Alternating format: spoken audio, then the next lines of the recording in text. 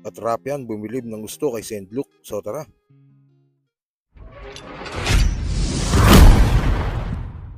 Natapos na nga kagabi ang event for a cause na ginawa ng mga artist para kay Romano at nagpasalamat nga sila sa mga pumunta at mga tumulong para mabuo ang event na yun. Sa post nga ng isa sa mga malapit na kaibigan ni Romano, dito sinabi niyang pumayag na si Romano na magpagaling sa Manila at isa nga sa tutulong sa kanya ang nag-iisang Boss Toyo. Kaya saludo Boss Toyo para sa mga tulong para sa idolo naming si Romano at para kay Idol Romano, laban lang para sa pamilya at mga nagmamahal sa iyo. Sa kabilang balita naman, naging definition nga ng style clash ang laban St. Luke vs Jonas. May mga fans pa na nagsasabi na St. Luke ang laban na yun. Di nga natin mapagkakaila na sobrang lakas ni St. Luke sa laban na yun.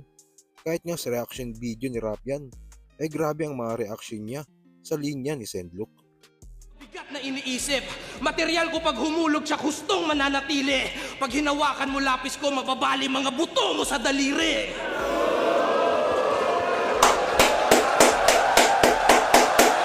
Woo! Crazy Maghinay ka- shit, bro! Pag hinawakan mo, bigat na iniisip, material ko pag humulog siya hustong mananatili. Wala ako sa'yo'y naabali mga buto mo sa daliri. Buto mo! Ang sampu. Mga buto mo sa daliri. Ganun kabigat, men. Huwag mo akong aningin. Ba't ako maniniwala sa pananaw ng taong may problema sa pagtingin? Ngayon, pag-ibig yung sobra, yung bangkay mo't kalansay, ihahagis ko na parang obra. Butot balat lumilipad na parang saranggola.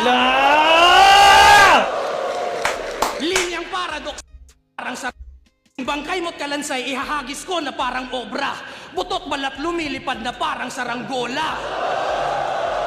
Jonas. Pero isa to sa mga battles na pwede mong i-consider na classic matches. Yan, yung suot ni John Leo.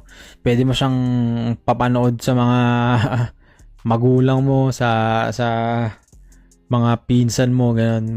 Mag-e-enjoy silang lahat. Solid na laban to. Classic.